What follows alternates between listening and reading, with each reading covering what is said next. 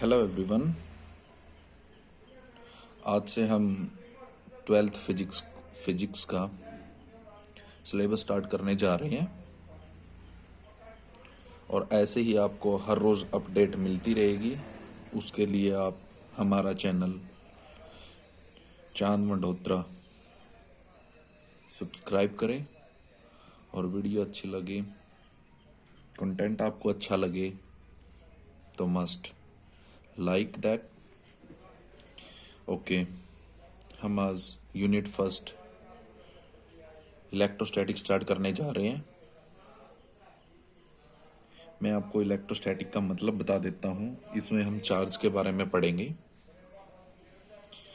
देखो, जो ये इलेक्ट्रोस्टैटिक है ये हमारे दो वर्डों से बना है। First one is electro and second one is static. Electro means होता है चार्ज और स्टैटिक मीन्स होता है रेस्ट। तो इसकी हमारी डेफिनेशन मिल जाएगी कि जो चार्ज रेस्ट पर है, तो इसकी डेफिनेशन हमारी क्या हो जाएगी। और एक मैं ये आपसे कहना चाहूँगा कि आप रेगुलर नोट्स बनाते चलिए, इससे आपको बेनिफिट होगा और आपको कंटेंट भी अच्छा मिलेगा। और कंटेंट मैं आपको अच्छे से अच्छा प्रोवाइड कराने की कोशिश करूँगा, आपके हर डाउट को क्लियर करने की कोशिश करूँगा। आप अपने नोट्स बनाते चलिए। अगर आपको कोई प्रॉब्लम होती है तो आप कमेंट कर सकते हैं, जल्दी ही मैं आपके कमेंट्स का रिप्लाई दूंगा। ओके, हम स्टार्ट करते हैं। फर्स्ट टॉपिक है इसका इलेक्ट्रोस्टैटिक। इलेक्ट्रोस्टैटिक इसका मतलब क्या होता है?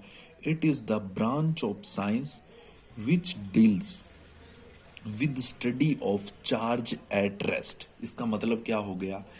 ये एक ब्रांच है साइंस की जो हमें बताएगी चार्ज एट रेस्ट के बारे में।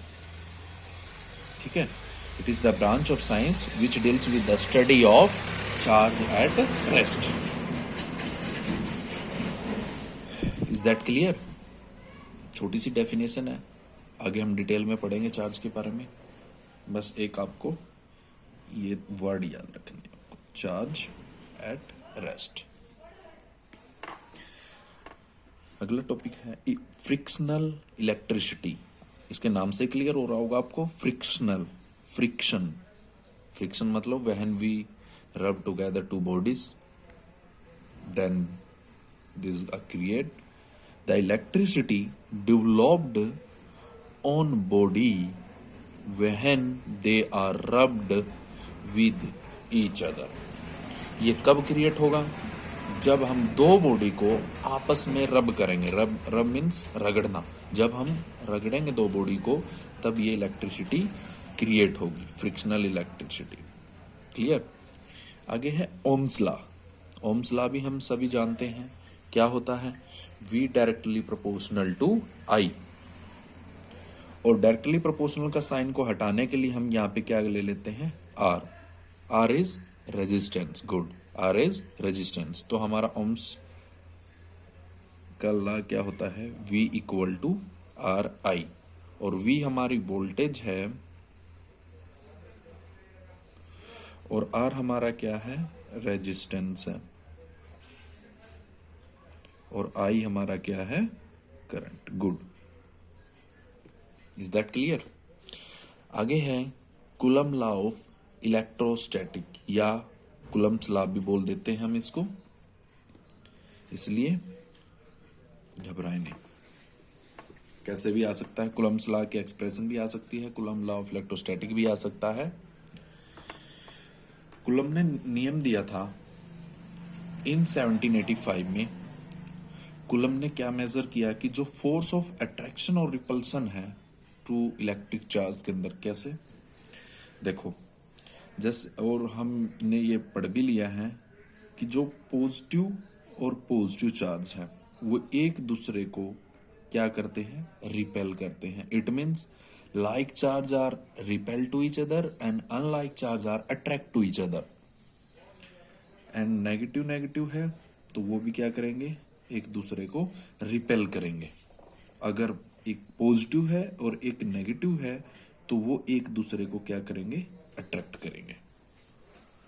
जब ये रिपेल कर रहे हैं, देखो ये दो चार्ज है, ये है F1, तो इसके ऊपर भी फोर्स F1 ही लगेगा और इसके ऊपर भी F1 ही फोर्स लगेगा। इनके ऊपर सेम फोर्स लगेगा, चाहे चार्ज इनके ऊपर इस पे ज्यादा हो, इस पे कम हो, बट इन पे फोर्स क्या लगेगा, सेम लगेगा। इस पे जैसे फोर्स F2 F3 फोर्स इनके ऊपर सेम लग रहा है, बट मैग्नीट्यूड हम वो कैसे फाइंड आउट करें, वही हम कूलाम के नियम से फाइंड आउट करेंगे।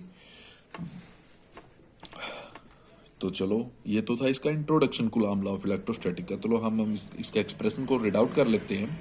इन 1785 में कूलाम ने क्या दिया था, एक्सप्रेशन को सोल आउट करके दिया था, मेजर किया था कि भाई जो फोर्स ऑफ अट्रैक्शन हो रही है टू चार्जेस के बीच में और रिपल्सन हो रही है। तो हम यहां से इसको लिखेंगे कैसे, मैं बार बार कह रहा हूं, आप अपने नोट्स बनाते चलिए। क्या है, it state that two stationary point charge attract and repel each other with a force। एक फोर्स के द्वारा वो क्या करते हैं, या तो अट्रैक्ट करते हैं या रिपेल करते हैं। वो मैंने अभी यहीं पे बताया, या तो एक फोर्स के द्वारा या तो वो अट्रैक्ट करेंगे या क्या करेंगे, वो रिपेल करेंगे, एक दूसरे को दूर धकेलेंगे। ठीक है, और वो कैसे होगा, which is directly proportional to the magnitude of charge. क्या होगा, जैसे फोर्स, जो ये फोर्स है इसके ऊपर चार्ज Q1 है, ये Q2 चार्ज है, तो ये फोर्स क्या होगा, Q1 डायरेक्टली, देखो इसके ऊपर भी फोर्स यही है और इसके ऊपर भी फोर्स यही है, तो इसका मतलब फोर्स है जो ये दोनों के ऊपर सेम है। ठीक है, तो हम इसको इकट्ठा भी कर सकते हैं, ये ऐसे भी लिख सकते हैं Q1 Q2। क्लियर है ये। और इनके बीच की जो ये डिस्टेंस है R, इनके बीच में जो ये डिस्टेंस है R, ये क्या होती है, ये हमारी F directly inversely proportional to square distance between them. ये कैसे होगा, अगर मान लो इसके बीच में डिस्टेंस हमारी 2R है, अगर इसके बीच में हमारी डिस्टेंस 2R हो जाती है तो हमारा फोर्स ऑटोमेटिकली क्या हो जाएगा, अपने आप का 1/4 हो जाएगा। ठीक है, तो फोर्स है 1/4 हो जाएगा। अगर इसके बीच की डिस्टेंस 3R है तो क्या फोर्स क्या हो जाएगा, अपने आप का 1/9 हो जाएगा, 1/9। ठीक है, तो इसलिए तो आप डेफिनेशन को ध्यान से रीड आउट कर लीजिए और राइट कर लीजिए। It state that two stationary point charge attract and repel each other with a force which is directly proportional to magnitude of charge and inversely proportional to square distance between them. बहुत ही easy है कि जो force है वो directly proportional होंगे और जो डिस्टेंस है वो इनवर्सली प्रोपोर्शनल होगी। सिंपल वे में ये इसकी डेफिनेशन है। तो हम इसका एक्सप्रेशन कर रहे हैं, F1 directly proportional to Q1 and Q2, जैसे मैंने अभी आपको ये अलग अलग करके बताया। F1 ये force inversely proportional to square distance between them, ये इकट्ठा कर दिया। F इज इक्वल टू हमारा क्या है, हमने ये K लिया है डायरेक्टली प्रोपोर्शनल के साइन को हटाने के लिए। K क्या है, यहाँ पे कांस्टेंट ऑफ प्रोपोर्शनलिटी है, Q1 Q2 by R square, constant of proportionality. ठीक है, कांस्टेंट ऑफ प्रोपोर्शनलिटी।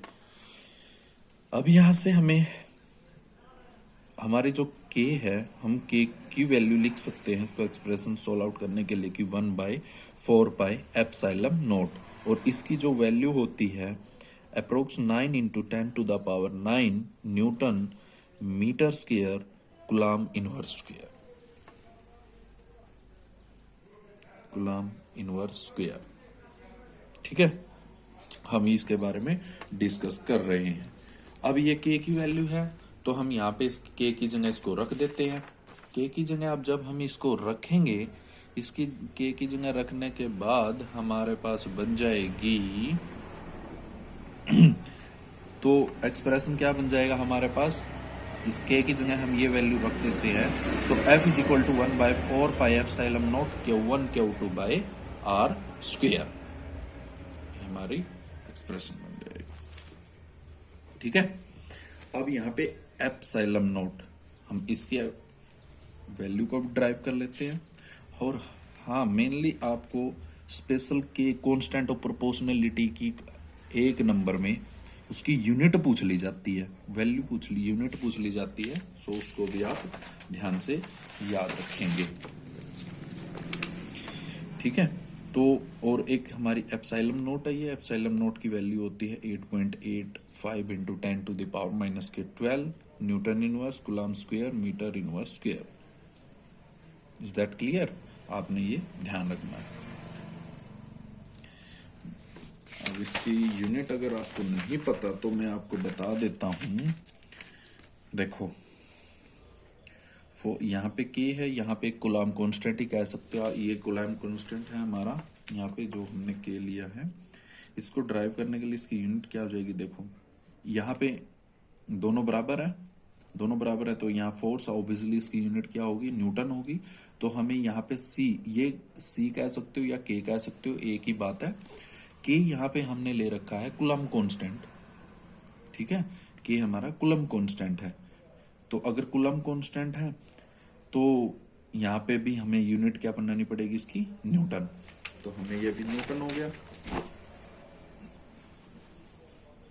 ठीक है, अब इसका हम डायमेंशन को ड्राइव करते हैं, डायमेंशन फॉर्मूला इसका ड्राइव करते हैं, वो क्या हो जाएगा, न्यूटन है, न्यूटन का क्या होता है MLT-2, और मीटर का आपको पता है लेंथ L स्क्वायर, उस C क्या है, चार्ज ही है, चार्ज क्या होता है AT, और इसका माइनस एज इट इज। अब इसको आगे हमने सिंपल ड्राइव कर रखा है, ये अलग अलग सेपरेट कर दिया और इसको अलग किया, ये हमारा बन जाएगा।